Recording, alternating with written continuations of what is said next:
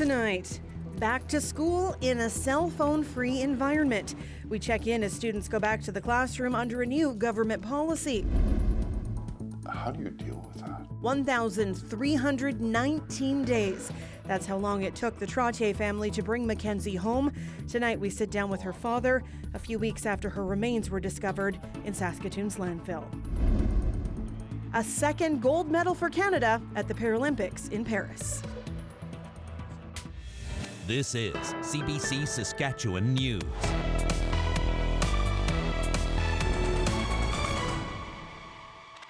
It is Tuesday, September the 3rd, and the CBC Saskatchewan News starts right now. Good evening and thank you for watching. Students across the province headed back to school today, and while some were eager to get back into a familiar routine, others were less comfortable with the new province-wide cell phone ban in the classroom. Tyreek Reed has more on the first day back. Welcome to Campbell 2024, 2025. It's a day filled with excitement and school spirit as students return to the classroom, ready to learn. Learning about like math, experiments with science, a lot of stuff in general. But the government of Saskatchewan's new cell phone ban in classrooms has left some high schoolers frustrated on their first day back. And I feel like there's other things you could do to make people focus on school than take away phones in class, like make class sizes smaller. The new province-wide policy comes into effect today. It falls in line with other provinces, including Alberta and Manitoba, that are implementing the change this fall. It's intended to remove distractions and help improve learning. It applies to all schools in every grade from kindergarten to grade 12. If teachers want kids to use their phones, the teachers have to get permission first. Otherwise, cell phones are off limits. Certainly a lot of the research shows that, cell phone use in schools has a bit of a negative impact on students. This is going to mitigate that. I think our teachers are excited as well to have students' full attention. And while some high schoolers admit phones can be distracting, others do have concerns. A lot of students also had their phones for medical purposes, tracking diabetes or contacting their parents, and now that's more restricted. I don't know. It's just kind of odd. It's not just students being reminded to focus on what they're supposed to be doing. SGI and police are reminding drivers to pay attention to speed limits and slow down in school zones. There are increased penalties for speeding within a school zone. So where a driver would normally be expected to, say, make a $100 payment in a school zone, that could be close to double what it would be in a 50-kilometer-an-hour zone. As for phone use, each school division is in charge of punishments for those caught breaking the rules. Tyreek Reed, CBC News, Regina. The Saskatchewan NDP are pledging a $2 billion increase on education if they form government. The funding would be spread out over 4 years. Leader Carla Beck made the announcement in Saskatoon. She says the NDP would hire hundreds of new teachers, educational assistants and support staff.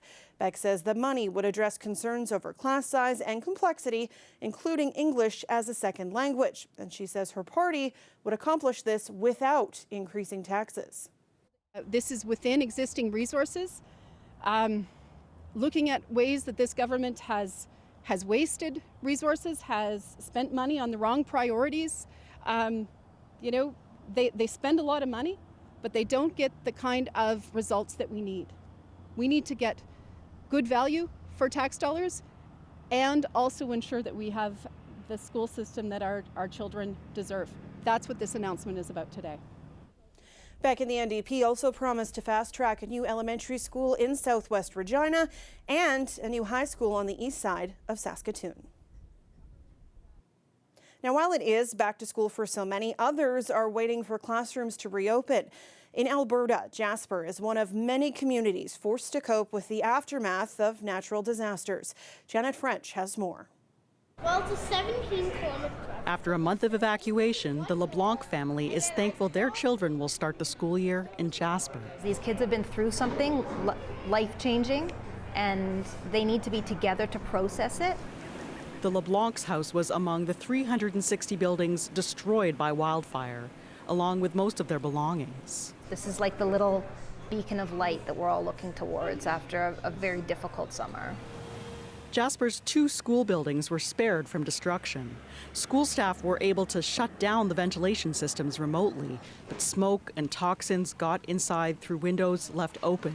The building was flooded with char and ash, and that is unhealthy to breathe. Schools in Jasper are among the latest forced to adapt in the face of natural disasters. Wildfires have also forced out residents from 2 northern Saskatchewan communities, delaying the start of school in the town of Sandy Bay. A World Bank study published earlier this year found disasters such as wildfires, floods, and extreme heat are causing increasing school closures. Emergency planning, ensuring that you're ready to react to the unpredictable is where we are in education now. BC's Fraser Cascade School District has spent the past few years navigating floods, washed out highways, wildfires, and snowstorms. Experts who've responded to past disasters say recovery is lengthy and complex, and more emergency planning is needed. When we think about the impact of global warming, I think these are just some of the realities that we're facing. And that students and staff will also need extra help with their mental health. I think the critical aspect for students is to get them back to school and in front of caring educators as soon as you can. In Jasper, about a third of school staff lost their homes and need to find somewhere to live. 9-year-old Theodore LeBlanc is anxious to hear his classmates' summer vacation stories. It's going to be very interesting to hear, instead of someone saying, oh, guess what, I went to Winnipeg and went bowling. But not sure which of his friends will be returning. Janet French, CBC News, Edmonton. It's been a month since searchers recovered the remains of Mackenzie Trottier at the Saskatoon landfill. The 22-year-old was last seen by her family 4 days before Christmas in 2020. Now, Mackenzie's father, Paul, is reflecting on their journey with our Dan Zakreski. I didn't realize how tired I was. I'm quite tired. Paul Trottier describes the 3.5-year search for his daughter as climbing a mountain. He never expected the metaphor would turn into a literal mountain. We now know that police had a suspect in Mackenzie Trottier's disappearance from the start.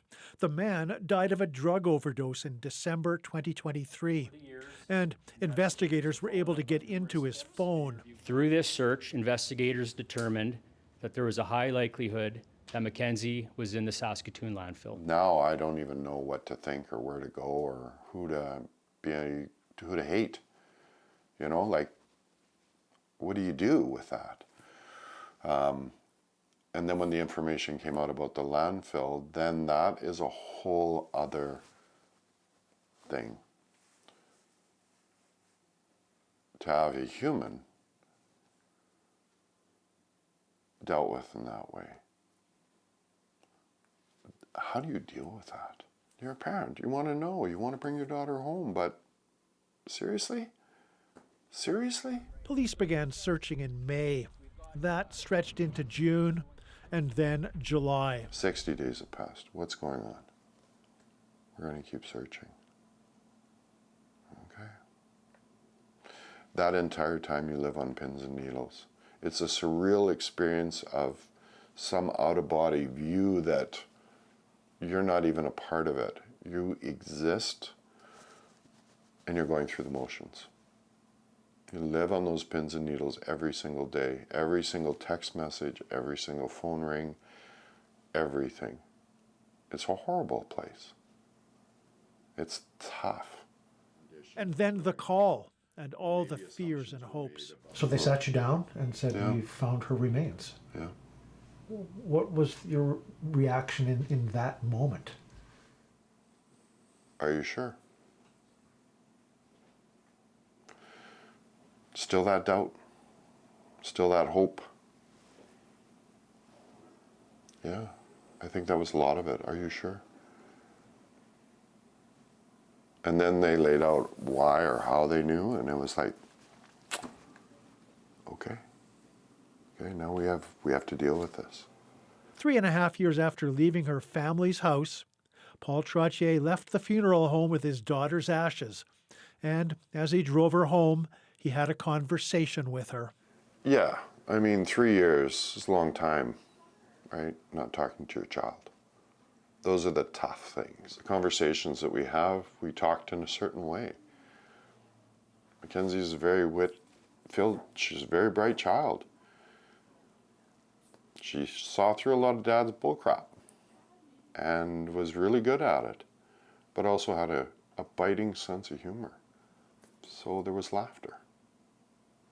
There was sorrow. There was remorse. All those things were part of the conversation. You know, this is where you are. You're home. Dan Zakreski, CBC News, Saskatoon. Saskatoon's Cancer Patient Lodge will be getting a replacement facility. The building will be located on the existing site on College Drive, keeping it close to the Royal University Hospital Cancer Centre. Early designs include 33 private patient rooms and 14 companion accommodation spaces. The rebuilt lodge will provide the home away from home vital to cancer patients traveling to receive treatment.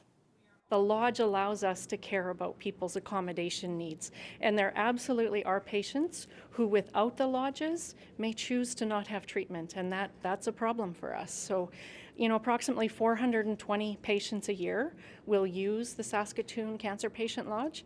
So it's just, we're so proud to be able to provide that service. The facility was originally built 100 years ago in 1924.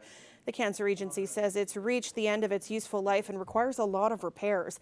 The Cancer Foundation of Saskatchewan will be helping fundraise for the building, committing to a $10 million goal. Regina hosted some international stars on the weekend at the Sweet Escape Fest, but it didn't go the way many people expected it to, including some artists who say they weren't paid in full. Shlok Talati explains. Harmony Bishler made the trip from Edmonton to Regina for the Sweet Escape Festival over the Labor Day long weekend. The festival headlined internationally renowned artists like Fat Joe and Polo G. Bishler says the lineup attracted her to the event, but when it was done, she felt like she'd made a big mistake. I was like, this is a scam. Like, there's nobody here. Every person that I talked to felt like they got scammed. Bishler wasn't alone. Many attendees flamed the festival on social media. At least 2 artists said on stage they weren't paid in full. The organizers tell me they've now paid all performers, but they didn't provide a proof of payment when we asked for it. I'd still consider it a success, given all the hiccups as first-time organizers. There's a lot of growing pains, but we were still able to pull it off. Again, the weather is out of our control. Security not showing up when they're contracted to do is out of our control. There's a lot of different things that were out of control, but we still made the best of the circumstances that we were given. Another issue, there was no security on Saturday. Regina Police Service confirms they helped out with a SWAT team and extra patrol officers. RPS says officers also responded to a couple of fights at this festival on Saturday. The organizers wouldn't say which security company they'd hired. They say the lack of security was because of circumstances that were out of their control, but they wouldn't elaborate on what those circumstances were. So right now, and we want to keep it quite confidential just because it's not up to us to bash anybody at this point. Organizers acknowledge some people who paid for the VIP tickets didn't get the experience that was advertised. We completely apologize. It was not our intent. We did want to have luxury. That was a big project for us. We wanted to make sure they had a different experience due to the fact that finances were a little higher. We want to apologize for that. It was a security issue. Sask Music has been sponsoring and organizing events for decades now. They say first-time promoters should consider downsizing and testing the waters on a first event, and that artists coming on stage to say they haven't been paid is unusual and largely unheard of. And it's unfortunate if one doesn't necessarily happen to expectations, and that can sour folks from wanting to go to other live events. So I really, really hope that that doesn't happen, because the other events really need the audience support, or we're going to lose the live scene here. So just hopefully everybody keeps going out to live shows and continues to support all the different artists and venues and festivals. Despite a last-minute switch to a Jai event, organizers had sold liquor tickets to attendees. They say they'll be issuing refunds for those tickets, but haven't given a timeline. Shlok Talati, CBC News, Regina. Still a long shot, but the Riders have a chance. On the final Again, it came down to the final seconds for the Saskatchewan Roughriders, but it wasn't enough.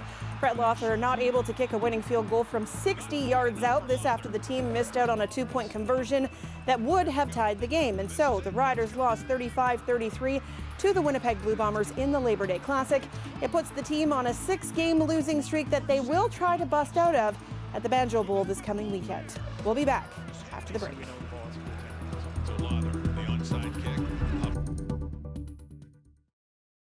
The weather update is brought to you by Capital GMC Buick Cadillac. Employee pricing is on now.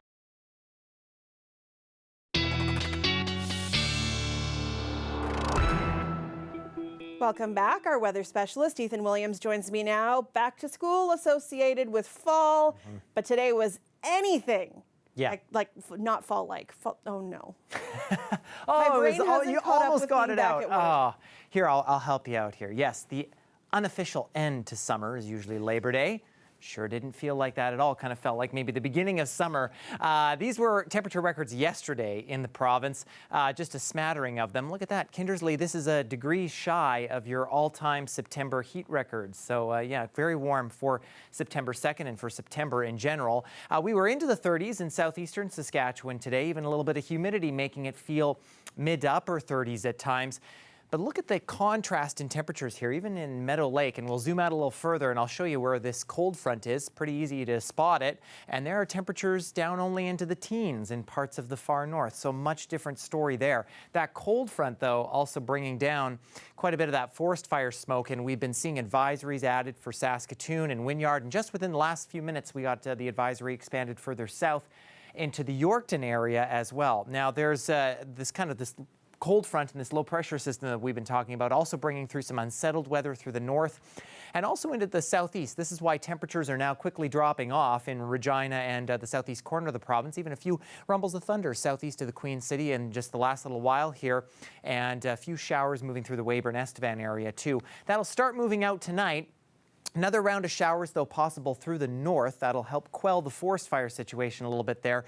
And into tomorrow, that spills southward. So for much of south and central Saskatchewan, we're still looking for a bit of an unsettled day tomorrow, maybe some showers here and there. Same throughout much of the north. But then high pressure starts to take over rather, as we get into Thursday and Friday. And by that point, lots of sunshine starts to move back in. But until then, still going to be a little bit breezy, especially tomorrow. I think southeastern Saskatchewan will see gusts 40 to 50.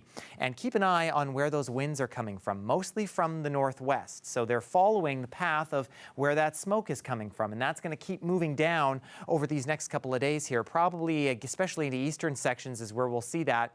We get a bit of clearing probably Thursday, Friday. But again, if you're in the Churchill region, things start to warm up again and dry out. So fires possibly going to start kind of getting going again here and there. So as you'll see on our air quality health index map, the smoke starts to move out of Saskatoon and Prince Albert as we get into tomorrow. We get into those moderate readings and then a little bit lighter. But for Regina and Estevan, tomorrow we start picking up into the high levels into the air quality health index. So tomorrow going to be a good day to keep that in mind. The cold front moves through and we are much colder in Regina tomorrow. Look at that sharp drop in temperatures, but it doesn't last long because by the time we get back to the weekend, it's summer again and we're into 30-degree temperatures for the foreseeable future. Can't believe I'm saying that on September 3rd. Saskatoon, again, not as much of a drop, but still a little bit, well, it's actually bang on seasonal for this time of year at 20 degrees. And then a pretty quick climb into some very warm temperatures. And this is almost heat warning criteria, Sam. So summer coming back around for another swing. Wasn't last September really hot too? And I think the September before that and before that. Okay, so not really. September is no longer fall. Yeah, no, not anymore. Okay, well, thanks, Ethan. You're welcome. Less rain and prolonged hot days of summer have turned the rivers in Belgrade, Serbia, green. It is a thick layer of algae that a local expert says is linked to climate change. Higher temperatures combined with lower oxygen levels in the water can be harmful to aquatic life.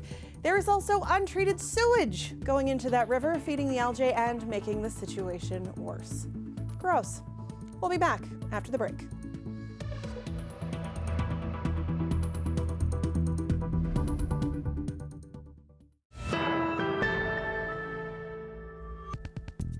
This is day 3 of an emergency campaign to vaccinate hundreds of thousands of children in Gaza against polio. We need to cover minimum of 90% of those children to stop the transmission within Gaza and to avoid polio spread, international spread to polio to surrounding countries. The World Health Organization says about a quarter of some 640,000 children in Gaza were vaccinated in the first 2 days. That's ahead of targets. The WHO says teams will shift from central to southern Gaza on Thursday. They'll operate there for another 3 or 4 days before focusing on the northern zone. Israel and Hamas have agreed to daily pauses in fighting so the vaccinations can be delivered.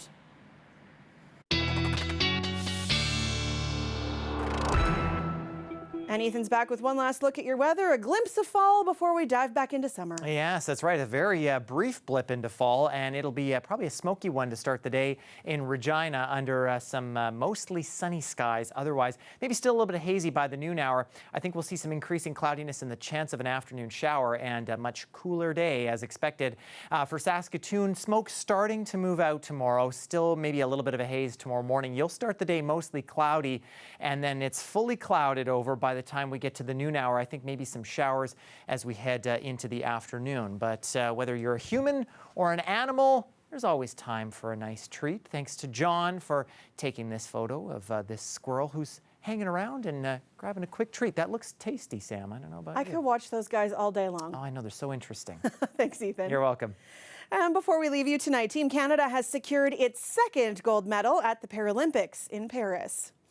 It's all thanks to wheelchair racer Cody Forney. The 34-year-old from Victoria won the men's 200 meters in his classification. He won the wheelchair sprint in 37.64 seconds. The victory comes in Forney's first ever race at the Paralympic Games.